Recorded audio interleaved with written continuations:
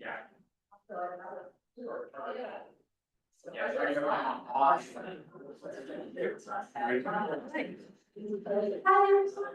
Oh my God, it's a little, good morning. It's a little too loud. It's good, okay. In case you guys don't know me, my name is Camila. I've been a member here at Christ King for, I think, 2 years now. I think I've been coming since like 2023. So today, I'm gonna be talking about the book Caste. You guys haven't seen the cover before. The author of this book is Isabel Wilkerson. I'll give a little preview of Isabel Wilkerson, the author. She's the winner of the Pulitzer Prize and the National Humanities Medal, has become a leading figure in narrative nonfiction and observer of the human condition and an impassioned voice for demonstrating how history can help us understand ourselves, our country, and our current era of our people. She's a native of Washington, D.C., and a daughter of the Great Migration, the mass movement that she will go on to write about in her debut book, The Warmth of Other Suns, that many of you may have heard about. She won the Pulitzer Prize for Official Writing in 1994 at the Chicago University of the New York Times, making her the first African American woman with a Pulitzer Prize in journalism. She then devoted 15 years of interviewing more than 1,200 people to tell the story of the 6 million people, one of them her parents that defected from the Jim Crow South to the North. Um, so yeah, in this book as well, unlike in the Wilkerson, she really goes to talk about the caste system that we have here in America. It's an idea that some of you may have heard about before, or maybe not. I learned about this in school through anthropology. There's been many papers published in the American Anthropology Review Journal about it, like the 1930s. But really, I had never seen like a non-fiction popular book about the subject outside of academia. And really, her main goal of the book is just to demonstrate how there is a caste system in America that is defined by race and that it affects all of us and is the basis for the inequality that we have in our country right now. Um, the book is divided 7 parts. It's quite an extensive work. In the first part, she really starts with just explaining what she's going to talk about. In chapter 1, she starts with the 2016 election and kind of how that came to be, the candidates. She really doesn't use any names. Um, and the outcome of that, the reception of the public to the results and how the public felt, whether positive or negative. Um, to read a quote from that chapter that I found, oh, I guess we should start with saying, what is caste? In case some of you may not know what a caste system is, she gives us a definition of that. I will read. A caste system is an artificial construction, a fixed and embedded ranking of human value that sets the presumed supremacy of one group against the presumed inferiority of other groups on the basis of ancestry and often immutable traits. Traits that will be neutral in the abstract, but are ascribed life and death meaning in a hierarchy favoring the dominant caste, whose forebears designed it. A caste system uses rigid, often arbitrary boundaries to keep the realm groupings apart, distinct from one another and in their assigned places. In this book, she denotes the different castes, one being the dominant caste, and those people that we say are the white people, people that come from Irish or from Italy. There's that is the dominant caste. Then there is a middle caste where we have people of Asian descent or maybe Latinos, especially those with like a lighter skin color. And then you have the subordinate caste at the bottom of the hierarchy that would include African American people and maybe like Latino people like me that have a dark skin color. Yes. where do South Asians, so Indian, Sri Lankans, fit into that? I would say at the bottom of the at this modern caste system, because especially in this work, she uses the Indian caste system to compare to the American caste system. And really, it depends on your place, I guess, in the Indian caste system, where you will be in the American caste system. Um, but really, in the Indian caste system, you could be at the top there, but once you come to American, you will be at the bottom. Um, so yeah, the first part, any other questions? Good. But yeah, the first chapter, she's really just talking about the 2016 election and how that came to be. Um, yeah. And then in chapter 2, she goes into this amazing metaphor that the caste system that we have is like an old house. It's something that we have inherited, something that we didn't build, but it's now our responsibility. And as hopefully most of you that are homeowners know, once you have a house, you have to keep up with it. You're responsible for it. And if you don't keep up with the repairs, things will go wrong. She has a quote that I found very interesting. Yes. She says, America is an old house. We can never declare the work over. When flood, drought, and human peoples batter a structure that is already fighting whatever flaws were left contained in the original foundation. When you live in an old house, you may not want to go in the basement after a storm to see what the ruins have brought. Choose not to look, however, at your own peril. The owner of an old house knows that whatever you're ignoring will never go away. Whatever is lurking will fester whether you choose to look, to do, or not. Ignorance is no protection from the consequences of inaction. Whatever you are wishing away will gnaw at you until you gather the courage to face what you would rather not see. Later in the same chapter, she continues with this metaphor, saying that other old houses, America has an unseen skeleton, a caste system that is as central to its operation as are the substitutes that we cannot see in the physical buildings we call home. Caste is the infrastructure of our divisions. It is the architecture of human hierarchy, the subconscious code of instructions for maintaining, in our case, a 400-year-old social order. Looking at caste is like holding the country's X-ray up to the light. From there, she continues the first part of the book to chapter 3, which she tells a story that I personally have never heard of when Martin Luther King Jr. visited India. Mahatma Gandhi was a great inspiration for his movement. And he went to visit, he was received by the prime minister over there, and he was stayed for like the whole month. And they took him around. And then she talks specifically about an interaction where he went to a high school of the untouchables that are compared to our system, the subordinate caste in India. They have people of the dominant caste, and then the untouchables are like the very bottom of it.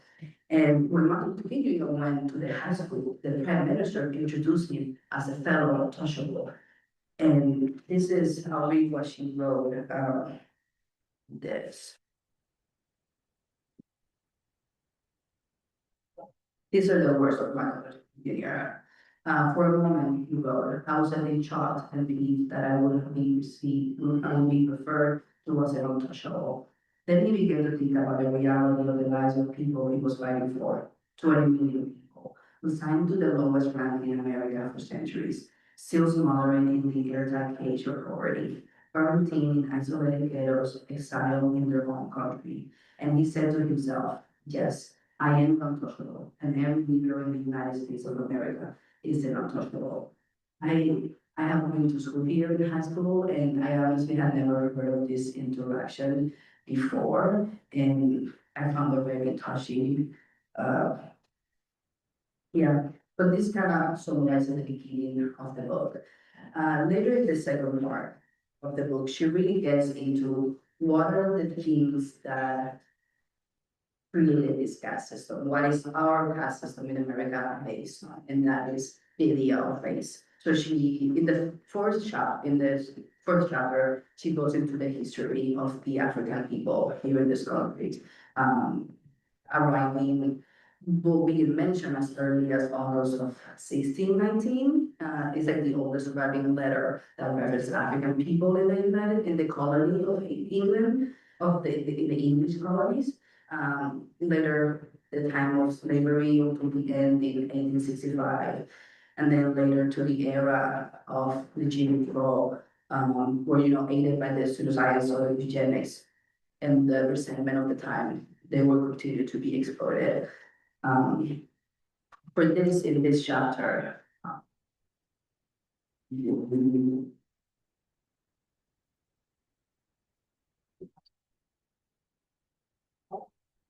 this is one of the notes that she has in the chapter. Thus, before there was a United States of America, there was the caste system, born in colonial Virginia. At first, religion, now race as we know it, defined the status of people in the colonies. Christianity as a proxy for Europeans, generally accepted European workers from lifetime enslavement. The racial distinction is what then first indigenous people and then Africans, most of whom were not Christian upon arrival to the lowest rung of an emerging hierarchy before the concept of race had congealed to justify their eventual and total debasement. So establishing that, then we move on to chapter 5, which she goes into what is race and explaining how it's a social construct, something that we cannot easily measure. Height is a trait that you can measure people, you can see clearly from people how tall they are. But if you try to measure the race of people, how light they are, how dark they are, you will find that it's hard to do. It has been attempted before and not successfully. And reading in this chapter, she mentions the story of this father that he moved to East Texas, going for a better future. And when he started his family, he decided to name his daughter Miss Hale. And something that was new to me learning in this book is that a lot of part of the era and the laws, African Americans were not referred to as sir or miss. Mr. They were referred to as like uncle or auntie. And a lot of it is a trend that started during that era was that people give their kids the first name of like Miss was over like Sir and something. And she tells us in chapter 5 the story of a woman named Miss Hale, and that her father had intentionally given her the first name of Miss, the way to force people to see her as a person and have to call her by that name. So then not to just refer as her as just like Hell, that her last name will really give her the humanity. Let's see. A quote from this is chapter 5. Americans are loath to talk about slavery, in part because of the little we know about it goes against the perception of our country as a just and united nation, and beacon of democracy to the world. Slavery is commonly dismissed as a sad, dark chapter in the country's history. It is as if the greater the distance we can create between slavery and ourselves, the better to stop off the guilt or shame it induces.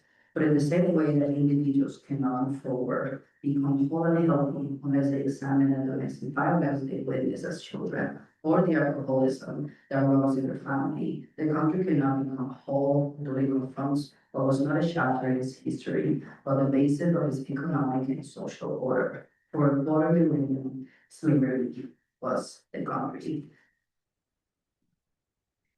From there, in chapter 5, we move to chapter 6.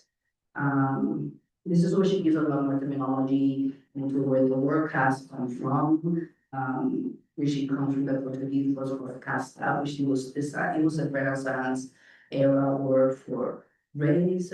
She talks about the where the word race comes from, being from the Spanish raza is a term to the breed and the quality of the horse. And she also goes into racism. And something that she does in this book, she doesn't really talk about racism. Because racism, the way that she sees it, is that it's like the acts that people do that is like, okay, that was a racist act. But in what she's arguing in this book is that there are things that people could do that are subconscious, that you wouldn't notice them as racism, but are still reinforcing this caste system that we have had in America. Then she, after defining those terms, she goes into the next chapter where she talks about the caste system of India. And in that caste system, it is based on the Hindu text. It is what defines this caste system. Shall read some of the story, the foundation of this.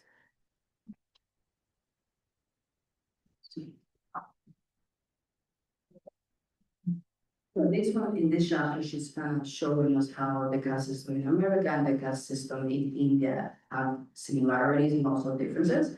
I mean, the United States and India are profoundly different from each other in culture, technology, economics, and in makeup. And yet, many generations ago, these two great lands paralleled each other, both protected by oceans and ruled for a time by the British. Fertile and coveted, both are their social hierarchies and abide great chasms between the highest and the lowest in their respective lands. Both were conquered by people said to be Aryans, arriving in one case from the Atlantic Ocean, in the other from the north. Those deemed lowest in each country would serve those deemed high. The younger country, the United States, would become the most powerful democracy on earth, the oldest country, India, the largest. Their respective hierarchies are vastly divergent, and yet, as an operating from the same instructions manual, translated to fit their distinctive cultures, both countries adopted similar methods of maintaining rigid lines of demarcation and protocols. Both countries kept their dominant caste separate, apart and above those deemed lower. Both exiled their indigenous people, the Adivasi in India, and Native Americans in the United States, to remote lands and to the unseen margins of society. Both countries enacted a framework of laws to shame the lowest group that leads India and African Americans to the United States to the bottom, using terror and force to keep them there. In the next chapter, she goes to compare the caste system of America to the caste system of Nazi Germany. Question. Yes. Before Mhm. the English established the Raj of India, did India have a caste system indigenously? Yes, it was established by their own religious texts. Okay. Yes. See, I can read some of that actually.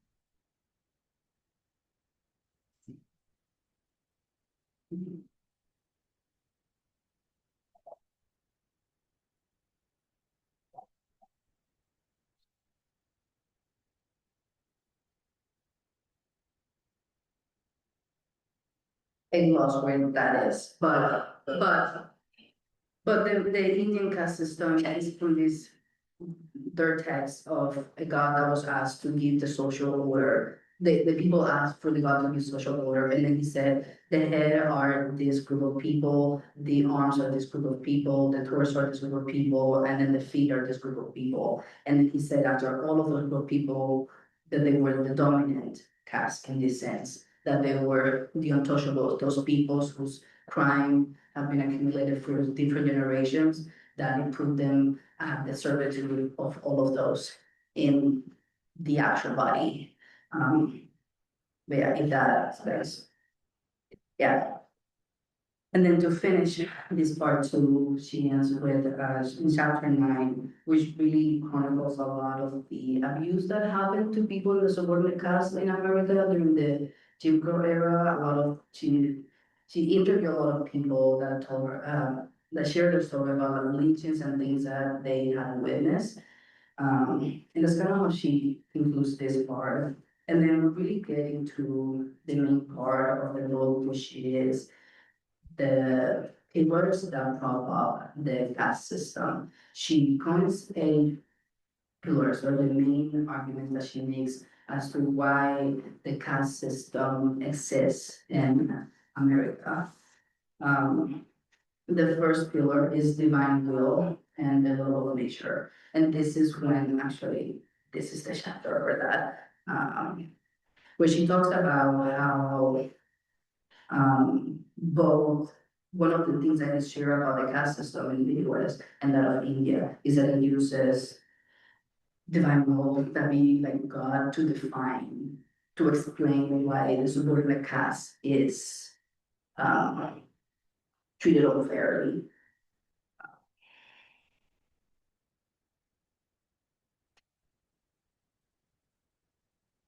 So this is actually the story of the foundation, the caste system in India. Man proceeded to tell all the time when the universe was created was in a deep sleep, and the one who is beyond the range of senses brought forth the waters and took birth himself as Brahman, the godfather of all the worlds. And then to fill the land, he created the Brahmin, the highest caste, from his mouth, the Kishija from his arms, the Vyasya from its thighs, and from the feet, the Shudra, the lowest of the four varnas, or divisions of men, millennia ago, and into the fullness of time. The framework from which each caste was formed foretold the position that each will fulfill and their placement in order in the caste system, from lowest to highest, and bottom to top, the Shudra, the feed, the servant, the bearer of burdens, the Vaishya, the ties, the engines, the merchant, the trader, the Kshatriya, the arms, the warrior, the protector, the ruler, and above them all, the Brahmin, the head, the mouth, the philosopher, the sage, the priest, and the nearest to the god, to the gods. Only among the original Puranas were those beings so low that they were beneath even the feet of the Shudra. They were living out the inflicted karma of the past. They were not to be touched, and some not even to be seen. Their very shadow was polluted. They were outside of the caste system and thus outcasted. These were the untouchables who would later become to be known as the Dalits, the subordinate caste of India. And then the example that she gives for the US is actually from the Bible. I read. Some of you may know this story, some of you may not. In the words of the sacred text in the words of the sacred text of the Western world, the Old Testament, there had been a great flood. The windows of heaven had opened, along with the fountains of the deep, and all of the humankind was said to have descended from the three sons of the patriarch Noah. By divine instruction, they survived the flood waters in an ark for more than 40 days and 40 nights, and thereafter Noah became a man of the soil. His sons were Shem, Ham, and Japheth, who will become the progenitors of all humanity. One season, Noah planted a vineyard, and he later drank all of the wine of the fruit of the vineyard. The wine overtook him, and he lay uncovered inside his tent. Ham, who will become the father of his son Canaan, having into the tent and saw his father's nakedness, and told his two brothers outside. Shem and Japheth took the garment and laid it across their shoulders. They walked backwards into the tent and covered their father's nakedness. Their faces were turned in the other direction so that they would not see their father up close. When Noah awoke from his wine and found out that what Ham had done, he cursed Ham's son Canaan and the generations to follow, saying, "Cursed be Canaan, the lowest of the slaves will he be to his brothers." The story of Ham's discovery of Noah's nakedness will pass down to the millennia. The sons of Shem, Ham, and Japheth spread across the continents, Shem to the east, Ham to the south, Japheth to the west. It was said, those who decreed themselves the descendants of Japheth would hold on fast to the story and translate it to their advantage. As the riches from the slave trade from Africa to the New World poured forth to the Spaniards, to the Portuguese, to the Dutch, and lastly to the English, the biblical passage will be summoned to condemn the children of Ham and to justify the kidnap and enslavement of millions of human beings and the violence against them. So this is the first pillar which is using divine will. The second pillar is heritability, and in this pillar is the idea that once you're born into a caste system, the level assigned to you, it is then given also to your descendants. So if society wants you to be in the subordinate caste system, then all people coming from you will also be assigned the same caste system. Something that what she mentions that happened in the English colonies is that laws were actually changed, whereas in the past in England, the children will receive the same benefits, the same status as their parents. In the English colonies, they will receive the status of their mothers, which allow the settlers to use black women to have children with them, and then all children that will come from them will also be considered slaves because they will get the status of the mother, which was also a slave, and will continue the cycle of slavery until its end in 1865. And then something that she also mentions in this chapter is that this is once it's presented to you, there is no way that you can study or you can work your way out of it. An example that she gives in this book is actually of Oprah, who is a like important figure for the African American community, and she interviewed Oprah and she told of a story where she went to a store and she was just shopping, looking for like a handbag. And the woman at the store told her that she couldn't afford nothing in the store. The woman, of course, didn't know that she was Oprah, and she had the money to pay whatever she wanted. And she just decided that, yeah, no, you actually cannot shop here. And Oprah found this reviews, and it was a proof that it don't matter how much money you have or how famous like you are. Once people see your skin color, that's a lot, that's all that they see, and unconsciously they will treat you that way. Um, the third pillar is endogamy, which is the practice of only marrying within your community. In this case, as it applies to the caste system, it would be of only marrying within your caste. And the way that this applies to the US caste system is that many laws were created so that people from the subordinate caste wouldn't be able to marry the people of the dominant caste. That being, as some of you may know, my partner is a white person. And if had we lived back in the past, we would not be allowed to be married if that ever happens. Yes. But something that I actually, I talked to one of my coworkers that when I was reading this book, I've been reading this book and talking to anybody that I can about it, that I found that I had no idea is that it is interracial marriage in America was legal like 1967, which is crazy because especially like my grandparents were also having an interracial marriage. So like my mother would have never been born had she been in America. And I wouldn't be here. And something that I also found very interesting is that the prohibition of interracial marriage in America, the last state to correct it was Alabama in the year 2000, which I thought it was mind-blowing that up to the year 2000, people in Alabama could not be married. And even though is being revoked now, there was a survey that was done, and 40% of the people who participated in this survey indicated that they were against interracial marriage in the year 2000. So that is the third pillar of the caste system. The fourth pillar is purity and religion, which is this pillar really has on the dominant caste, you can stay pure and stay away from the subordinate class, which in America we saw as the whites only water fountain and the blacks only water fountain. Something that I learned that she mentions that I hadn't heard before is that black people could not go into pools.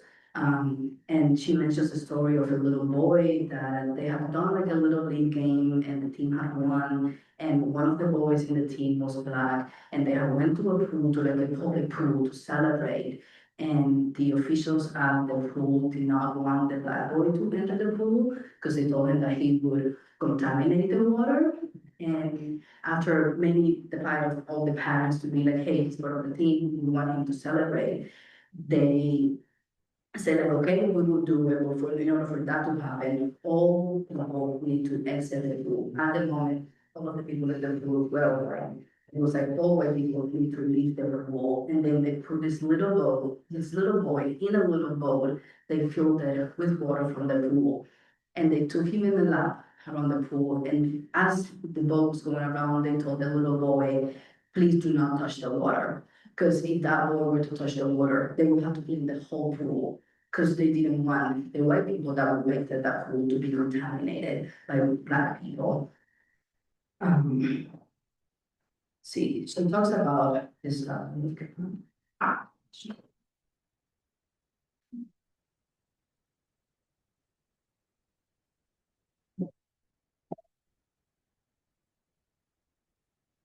so for this chapter, she mentions examples across all three different class systems in the Nazi Germany. In Germany, the Nazis banned Jewish residents from stepping onto the beaches at the Jews' summer homes at the Wednesday, a resort store of Berlin, and two public pools in the Reich. In Florida, the rules of black children and white children could not even be stored together. African Americans were prohibited from using water fountains and had to drink from horse troughs in the southern suburb before the era of separate fountains. In southern jails, the bedsheets of the black prisoners were kept separate from the bedsheets of the white prisoners. All private and public human activities were segregated from birth to death, from hospital wards to railroad platforms, to ambulances, hearses, and cemeteries. And another thing that she mentions that I personally had never heard of before, and I was speaking to one of my coworkers, she's an older black woman that she had heard of, is that even in the courtrooms, that when black people have to swear versus white people, they will have separate Bibles for each one to touch, because white people could not touch the same Bible that the people had touched.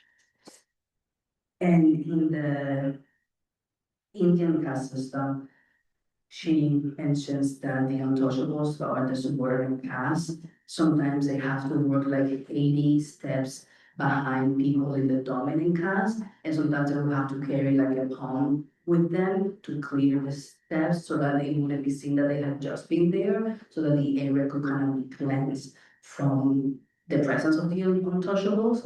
And if anyone from the dominant caste will come across them, then they have to go a ritual of cleanliness to cleanse themselves from being in the context of the untouchable. So that is the fourth pillar, purity versus provision.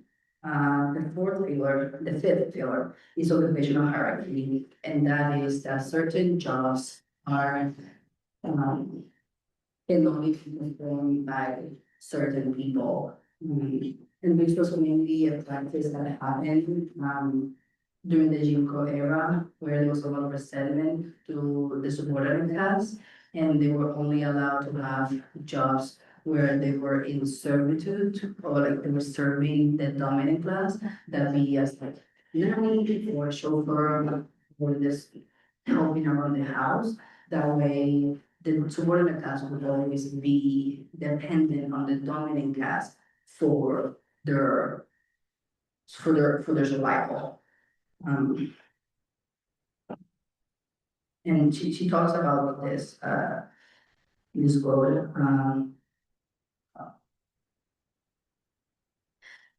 The South foreclosed on them any route to a station higher than that assigned to them. Anything that causes the Negro to aspire above the law handle the cod they could pot in a word the functions of a servant. Governor James Gay Bergman of Mississippi said will be the worst thing on earth for the Negro. God Almighty is thanking for a menial. He is fit for nothing else. The fifth pillar of Christian then she also talked about the sixth pillar, which is dehumanization and stigma.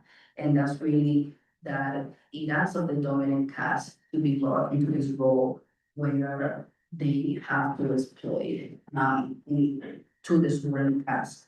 Um, yeah, it forces it losses suburban class, outside of the norms of humanity, so that abuse against them doesn't seem inhumane and allow the top of the dominant class to have people kind of in the middle of the dominant class be forced to participate in the actions against the subordinate class. And for this, she mentions how,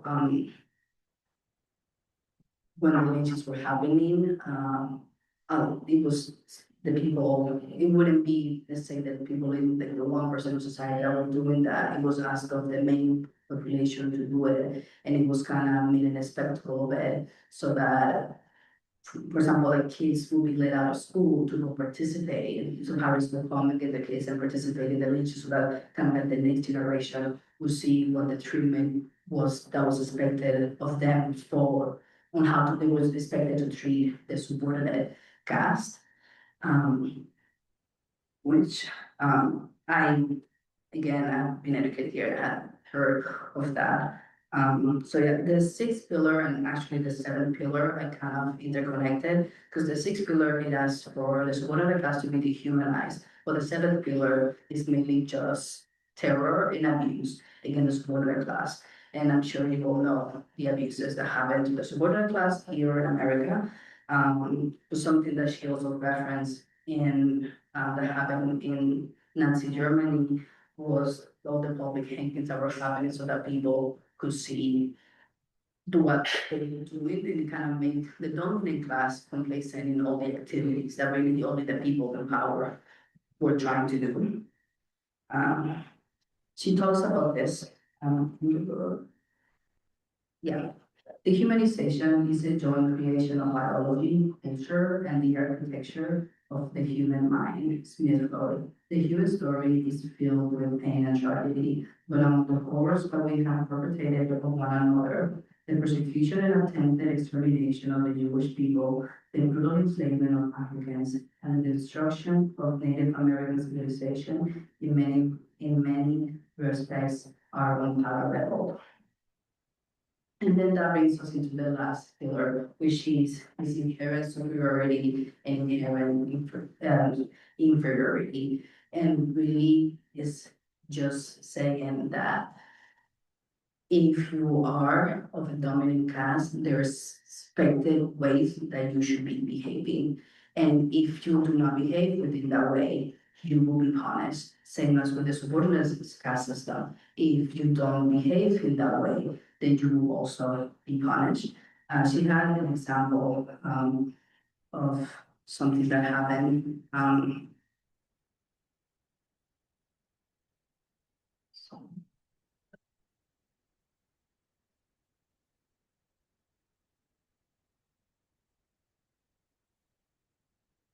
Yes, it is not enough that the designated groups be separated for reasons of pollution, or that they not intermarry, or that the lowest people suffer due to some religious curse. That it must be understood in every interaction that one group was superior and inherently deserving of the best in a given society, and that those who were deemed lowest were deserving of the right. Um,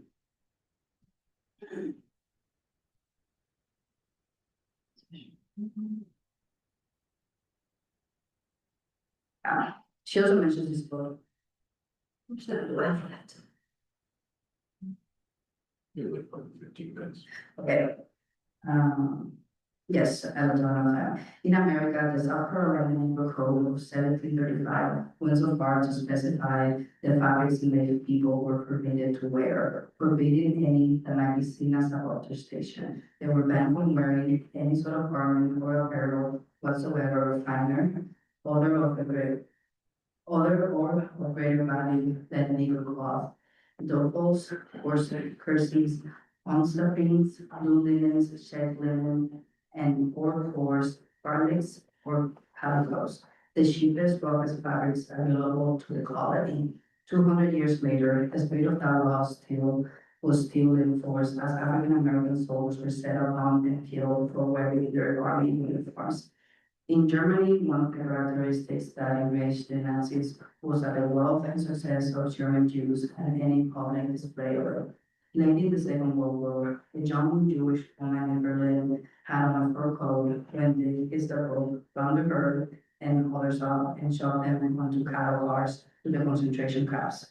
Upon arrival, the SS was incensed to see a Jewish woman infer that wives could likely not afford, and out of hatred, forced her into a can 60, into a can 60 and rolled her into her fur coat, over and over in the icy fog, leaving her to die in the bitter cold. But this was just days before the Allied forces reached them, and this was how she survived, eating the food scraps thrown in the sky. She huddled beside the pigs and stayed warm until liberation. So this being the third part of the book, which talks about the pillars, she later continues to talk about for the fourth part and the fifth part about many examples of the atrocity that have happened against people in the Superior Caste in America, in Germany, and in India. She does very extensive, she chronicles the harm done very extensively.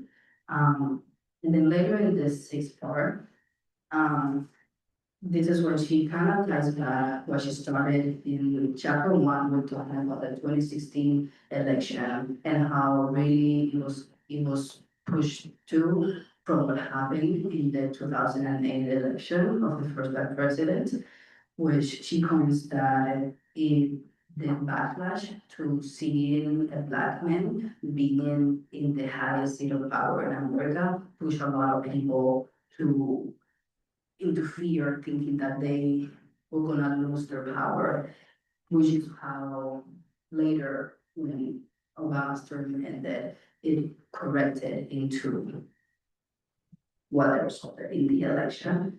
And because of what happened, of Obama being elected, there was a lot of hate groups. There started being formed a lot of right-wing groups that really created a lot of predatory practices like the gerrymandering, that are now still being in place today. And then she concludes in the book with part 7, where she really does a call to action for people to not think that this is not fixable. This is something that we can fix. That it really it takes what she wants to be radical empathy. This is what she has to say. Radical empathy, on the other hand, means putting in the work to educate oneself and to listen with a humble heart, to understand another's experience from their perspective, not as we imagine we will feel. Radical empathy is not about you and what you think you will do in a situation you have never been in, or perhaps never will. It is the kindred connection from a place of deep knowing that opens your spirit to the pain of another as they perceive it. Empathy is not a substitute for experience itself. We don't get to know the person with a broken leg or a bullet wound that they were not in pain. And people who have hit the law, the caste lottery are not in a position to tell a person who has suffered on the theory of caste what is offensive or hurtful or demeaning to those at the battle. The price of privilege is not a moral duty, is the moral duty to act when one sees another person treated unfairly. And the least that a person in a dominant caste can do is not to make the pain any worse.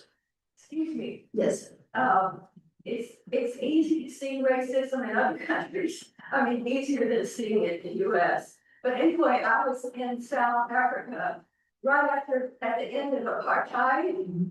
And one thing interesting to me is that maps show racism. So for example, the city of Soweto had hundreds of thousands of people in it. It was not anywhere on any map. And if you drove around in South Africa, there would be no signs saying Soweto's over there. Because if you were driving a car, you were white. And why would you care where Soweto was? But anyway, to learn how maps matter. And I know in the US, there's a lot of recent scholarship about our highway system. And to what extent, racism decided what section of the city would be chopped in half. So interesting. Yeah, Matthew, thank you for sharing that. I hadn't heard that idea. Thank you. And then she concludes the book really with a call to action for people. And this is what she has to say. We're not personally responsible for what people who look like us, these centers are. We are responsible for what good or ill we do to people alive with us today. We are, each of us, responsible for every decision we make that hurts or harms another human being. We are responsible for recognizing that what happened in previous generations at the hands of or to people who look like us set the stage for the world we now live in, and that what has come before us grants us advantages or burdens through no effort or fault of our own, gains or deficits that those who do not look like us often do not share. We are responsible for our own ignorance or with time and heart enlightenment or own wisdom. We're responsible for ourselves and our own deeds or misdeeds in our time and in our own space, and will be judged accordingly by succeeding generations. Yeah, that is the name of this book, which I thought it was, you could say that it's a little simple, that the main way to fight such a lasting caste system is really to just show empathy, but it is proven that when you get to know people that may not look like you understand their stories, and it changes you, and it does help when each person changes for the whole of the country to change. But yeah, that is what the book Caste is about. I hope that you guys are taking something new from it. I definitely learned a lot from reading this book. And I wanted to share one of the reasons why I really wanted to read, be more informed about the history of development in America, because I know some of you may not know, but I recently joined the CIC. If you guys wouldn't mind standing up, the CIC members. And the work that we're gonna do in the church is to make it so that we're a welcoming place for people of all backgrounds, of all races, gender, the choose to love, everything. So if you guys are interested in joining us with the activities that we're gonna do, please stay informed. We'll be sharing news soon. But yeah, that is it. Oh, if anybody has any questions, I'll answer. Yeah, I just wanted to mention, probably not something you know, but Connie Brown Jackson quoted this book in her defense of the March Supreme Court decision. And Isabel, of course, said it was one of the greatest honors of her life. But in Obama, I think President Obama has said this is one of the best books absolutely of the century. Yeah, this one is definitely one of the most comprehensive books that I have read about this. But yeah, thank you for sharing. And then, Yeah, so if I took the definition correct, the caste system, race based, so it was interesting to me that she started with the 2016 election. But I think that when I think of the gender bias, because sort of arguing, you know, it's sort of the same race as that 2024 had gender bias. But she talked anything about how gender interplays with caste, or is it really separate and distinct? You're part of the caste and part of yes, we only focus on race being the division, not gender for the caste system. Yes. There were a lot of people in America think they have Native American blood. And that's both white people and black people. In virtually every case, if it's white, it's actually a black ancestor. And if it's a black person, it's actually a white ancestor. So the idea was kind of, instead of crossing that caste barrier, they explained it as like, it was a Native American ancestor. It was kind of I guess, kind of outside that caste system, so it was acceptable. So, you know, it's interesting in light of this idea of caste that we kind of like, no, that's Native American, no, we didn't have black ancestors, we did, you know. And it's interesting, the DNA testing, you know, Mhm. doesn't lie, you know, it is what it is, and, you know, there's a lot more cross racial activity Mhm. than you get credit for. Yes, That's the other thing I thought about was you talk about Germany. There, I see. The other thing I think about is, you know, I talk about gender, it's really race central. There's also religious, like in Germany, there's more religious difference, and you talk about it in India too. Mhm. So I guess, how does that interplay? There has to be evidence of school or caste system, or is it? so for it to be a caste system, it has multiple layers to form it, and like religion is part of it, but it's not all of it. If I'm understanding. Yeah. Well, also, I mean, I guess eugenics played a big role in this. Yes, You know, the caste systems existed before any understanding. yes, it already existed They before. would be kind of used the scientific. To reinforce the others, yes. Caste system, it's already in place.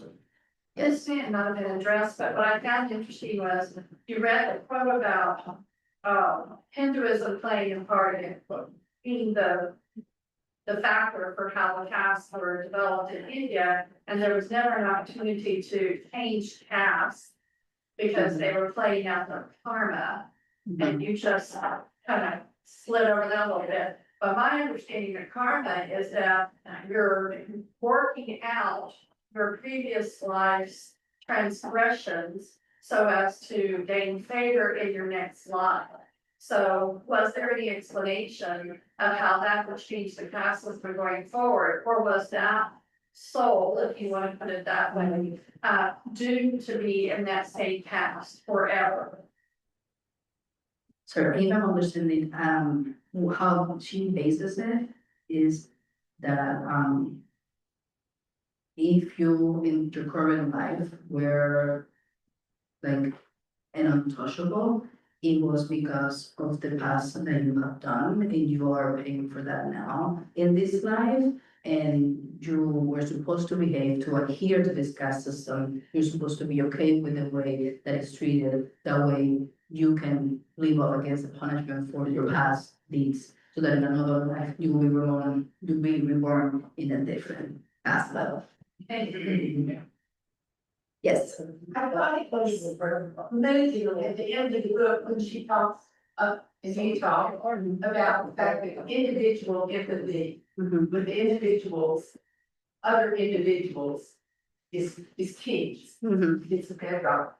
And empathy is one of the traits that is greatly attacked, right? You have some toxic empathy, empathy that manipulates, you hear those kind of phrases a lot, and I think that's dangerous. Thank you, Gretchen. Yes, yeah. I think it's all kind of interesting because I think that whoever the three powers are, because all of that are founding. The founding fathers did not want to really give up any of what they had. While talking about what they call democracy, we've never been a democracy, we're a republic. And we have this marvelous thing after every election. The Democratic vote does not elect a president, it's the electoral college. We have no idea who the electors are or how they get there. One could argue then that the Congress is elected by popular vote. But don't forget that the president has the veto power. So this Congress does not create law, that the president who was elected by the electoral college, he vetoes it. So we're kind of living a lie, and we need to approach it a lie if we really want it. We're talking about protecting a democracy that we don't have.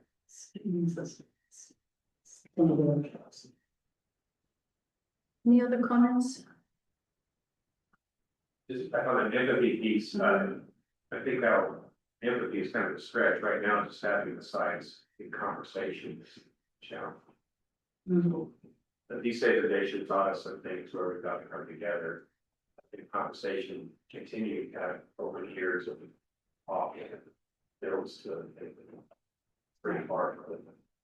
Yeah, that's really what she says, that is the key to fighting this system, is to educate yourself, learn history, better yourself, so that way when you connect with people, you can understand them, and through that, it should lead to hopefully dismantling this system, like it happened in Nazi Germany, which is now gone. And, you know, here in America, we still have Confederate statues and things like that, that are still reminding us of that past, that it's not gone, it's still here. Does anybody know anybody who today believes that people who have darker skin should drink different water fountains that light skin? Personally, does anybody know? I'm trying to think, so I can't see it there. You know something? I think if you're a public health, you know, the whole system is just totally skewed away from black. Yes. I want my own Competitors, what they have access to, what they can afford, I mean, it's entirely skewed. I don't agree. Yes, you know people who still do that. He said, I know it's a great thing, there's something wrong, but it's the way I've seen the world, what I believe, you know, change the way I see it. Right? Yeah, to be aware of it, you know. I was born in Memphis, Tennessee, I'm 85 years old now. I promise you that when I was born, white and black did not drink in the same water. And it was everyone. Same for me, my childhood. Different. So this is not been that long. But I would argue still that all these things about race and inequality and that this is what can. I think it's a game that we're allowed to play by whoever is running this country. They don't care because they're going to control things. You know, if socially these whites and blacks and Indians, you get along together, they don't give a damn. It doesn't make any difference to the holdings that they have and the decisions that they make. So my next question. I just want to code switch, if you switch race or gender, we're still trying to decide who can use which bathroom. Yes, I mean, we're, yeah. So, I know there's a lot of understanding to see these. I said if you substitute gender for race, we are still today trying to legislate who can use which bathrooms. It has to be nice. Yes. so my next question then is, so what are the things we will individually, collectively, and or collectively, and maybe religiously, where we still believe that, for example, as a day, some people do different than other people do. That we still, because I actually keep going on with that, but right now in my current, I know. But there are certainly things that each of us, and maybe our congregation and us collectively, we're looking at that and saying, well, that's preposterous, how can we believe that? And yet it is. And yet, how are the, I mean, I'm gonna think about this coming week. You know, what are the things that I believe that, or I'm given to consider or whatever, where hopefully 30 years from now, everyone will think that was preposterous. But yet I still believe that now. That just, I do. Well, I want to your friend. where is issues are still additional? You know, if people really believe a woman can be the president, that's not. Or that they have a right to vote. Yeah. Yes.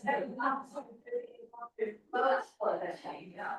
Yeah. The list just goes on. Yeah. And the thing that I've seen in my life. I've seen people leave this congregation because it was too local. I've seen people be in this organization or that organization according to what their core beliefs are. People start to that, you know, and we're going to come together according to where we feel the most comfortable. The other thing is that the churches in America are still the most segregated institutions in the country. And, that's something that's kind of, I don't understand. Isn't that because each of them believes that we're doing what God said is right, was Jerry? But you know, I mean, it's a difference of style of worship, it's a difference of various. But it still results in this huge, you know, black churches. You know, we have full black churches and we have full white churches.